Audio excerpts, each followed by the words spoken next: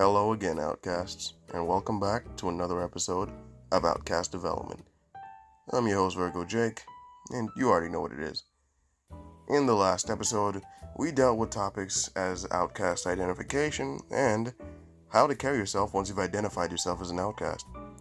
Continuing the topic of helping outcasts in their own self-development and strengthening them before we send them out into the world, today we're going to be discussing two major things, and that is socialization as an outcast and conversation. As outcasts, we tend to have a lot of issues in these areas, but don't worry about that. I've got you covered with some great tips and advice that is going to help you strengthen these areas. So stick around. All right, now that you've made your way to the lounge, grab a seat, pour yourself a drink, and let's talk. Now, as a human, I really don't think I need to explain to you how important socialization really is. That's why we're talking about it first. As outcasts, we tend to be, social outcasts. That is a whole problem amongst our kind.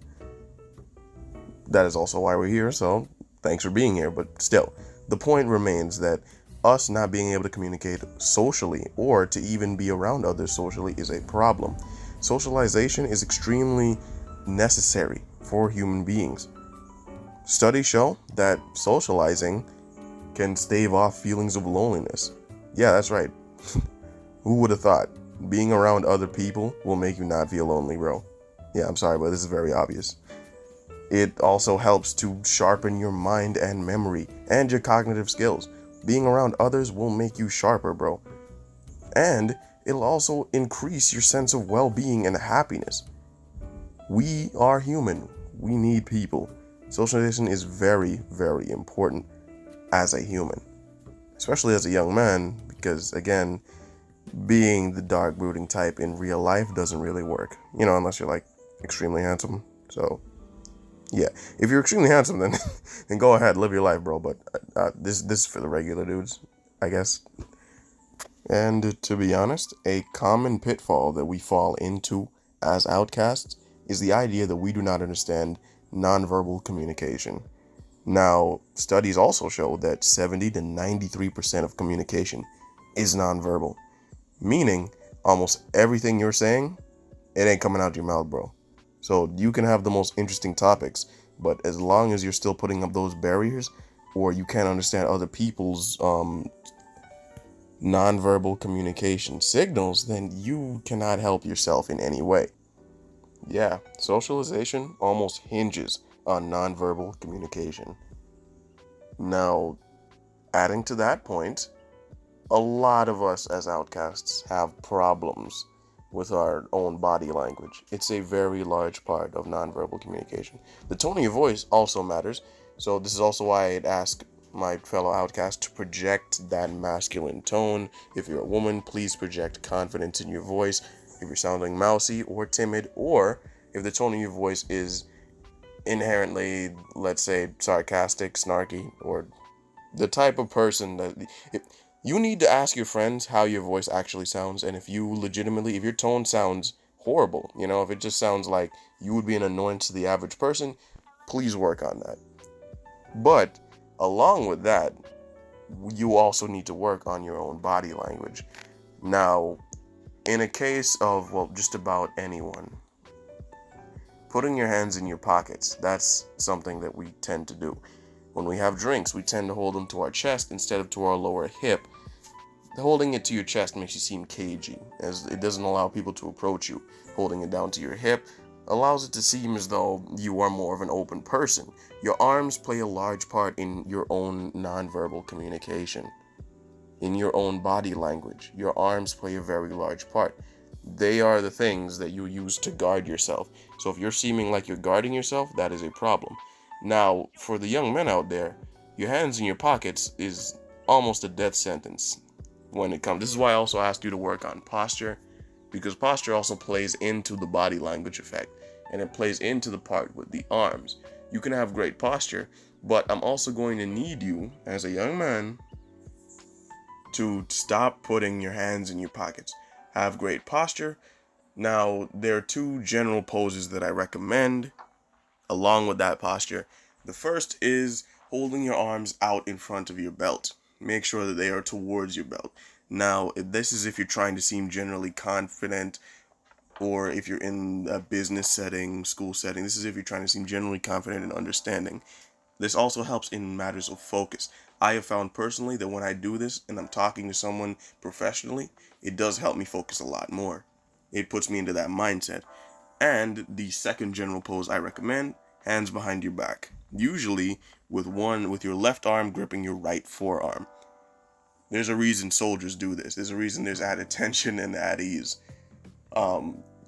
This is generally the way you were meant to listen, man.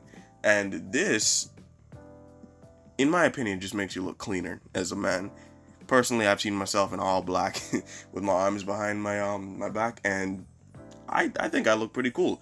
But this is not just about me. Again, these are general poses, but they do make you seem a lot more open and confident. And personally, if you're not looking to seem intimidating, because a lot of us are tall individuals and we are kind of intimidating to women and other individuals, what we're going to have to do, keep your arms towards your sides, bro. Not in your pockets, just to your side. You can stand in the mirror and work on this constantly, but please work on this, because I know having your arms to your sides is kind of complicated, and it makes you feel like a failure that you can't do something that's supposed to be natural. But if you're trying to uphold the idea of body language, then you are going to have to work on this. Your shoulders should be back and not slouching over, and your arms straight down to your sides. It's almost that simple. It sounds simple, but you kind of have to work on it a little bit. I had to. Maybe you'll have better luck. Maybe you will. And bouncing right off of that, something else that we also need to work on, nonverbal body language. It's right straight to the face, bro. A lot of it comes straight from the face. I'm asking, again, young men, but this also applies to women, you guys have to smile, bro. It doesn't need to be some big toothy smile, even though, some of you look better when you actually show your pearly whites. Me personally, again, I look better when I have my large bright smile out. This is what females have told me, so I'm taking it with strides. But you need to smile, not even just some large smile. Even so, I'm talking like on a regular day, because you're walking around, right? And to the general person you're communicating with, you just look angry.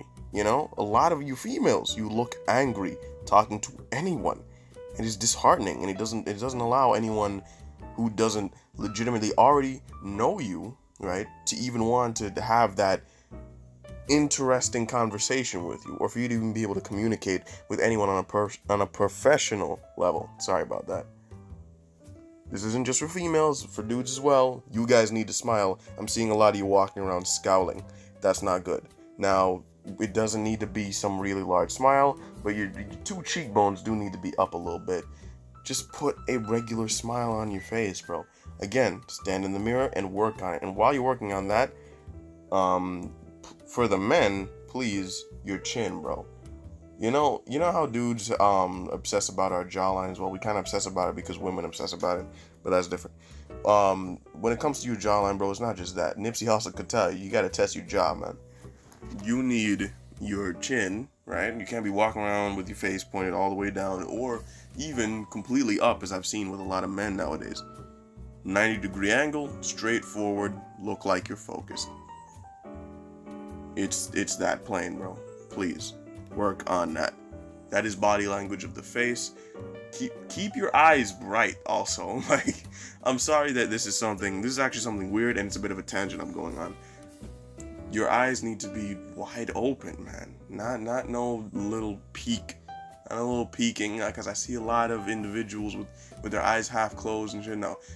Eyes wide open, bright, look like you're ready to attack the day. Not on an angry face, smile on your face, eyes bright. Make yourself open. If you are doing all these things that I just told you, then you will see a legitimate difference from your original way of standing and behaving to now. Now, with body language out of the way, we'll move on to the second part of this video, conversation. Communication for outcasts is hard. I understand that. That's why a lot of us are outcasts. We have not found the way to communicate with the general population. And that's fine. That's fine.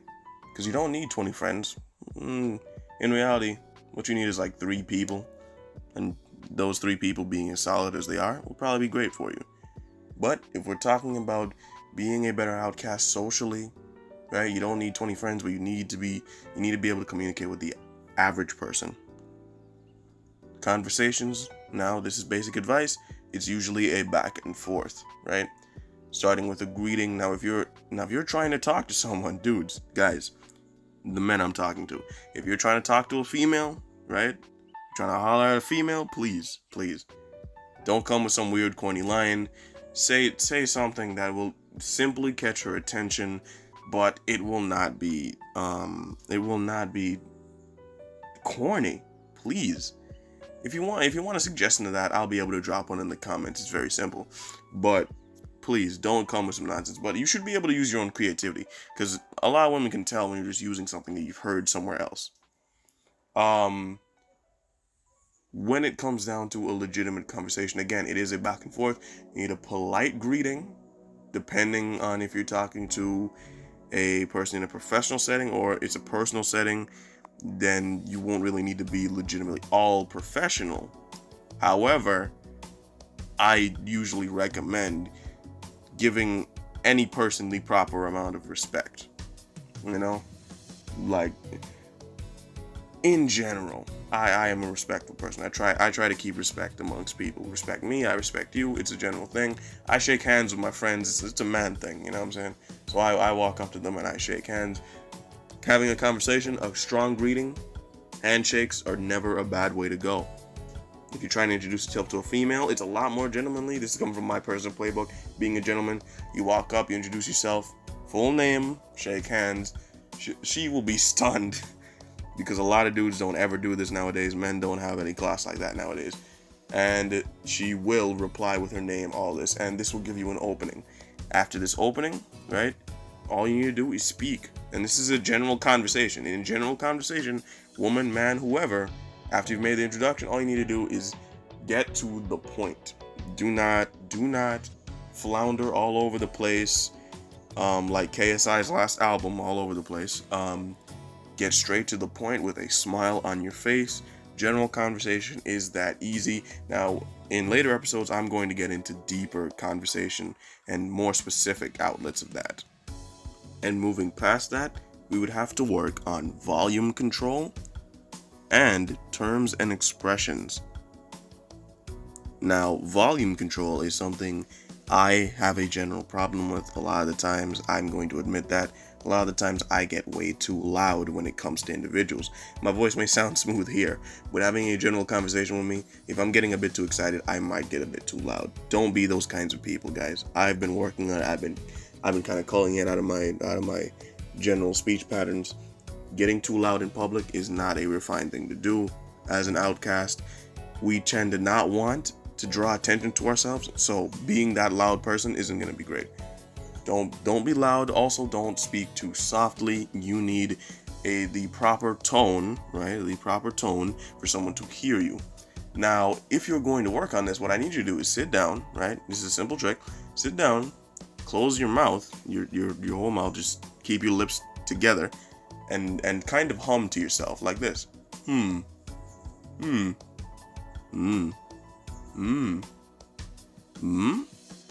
It's a vocal exercise, and it will help you find the right octave to keep your voice at. For women, it will do substantially less than it will for men, because for a lot of men, when they do this is also a trick for men. When you do this, you will find the right octave to keep your voice at, so it will sound deeper, not deeper as in you're trying to make a fake deep voice, deeper as in your general deep voice, because every man basically has a slider with his octaves, because we have deep voices once we hit puberty, but we're so used to speaking in such high tones that we never get to use that deep voice. So use this trick, and it will help you. Same thing with women, not really for the deep voice aspect, but it will help you get that general tone that others will hear. And finally, we get into terms and expressions, along with your tone and ways to project confidence. Now, this will be the final bit of the video. My friends, in a professional setting, when you're looking for terms and expressions, it is a general no-no to curse. If you are speaking to an employee, right, along with yourself, someone who you work alongside, a co-worker, or if you're speaking to someone who is serving you, is general no-no. No profanity of any kind. Again, we spoke about this in the last video. And even in public settings with your friends, tend not to use profanity. Even with your friends, and you are used to using profanity with your friends, other people can still hear you. This will come off as generally disrespectful to a lot of adults or elderly, anyone around you, even people in a professional setting, and this will harm the way you are viewed in the room. And honestly, this will also change the way a lot of people will interact with you, right? And when we're talking about your tone and how to project confidence, I've asked you to project confidence, but there's a thin line between confidence and arrogance. Seeming confident is knowing that you can do the job, or you can do the task, or you are just understanding of your own abilities and limits. Arrogance goes too far, and it comes off disheartening. If you are coming off as arrogant, people will not want to work with you. No one wants to work with the arrogant asshole. There is a thin line between confidence and arrogance. You need to know how to toe that thin line. I am asking you to understand that confidence is knowing that you are capable and believe in yourself, while arrogance is believing that you are better than just about everyone in the room. Even if you are better than everyone in the room, you should not believe that as a person. You should always be looking for room to improve. This is the general way to know. And with that, guys, that will be the last bit of information I have for you today. Thank you for joining me for this episode of Outcast Development. It's been a fun one creating this, as I always love to delve into these social topics and how to help a person socialize a bit better, since I was a bit of a social wallflower in my younger years. Thank you for sticking around. Please like, subscribe, and comment. Share this video with a friend, and we'll see you in the next episode. Goodbye.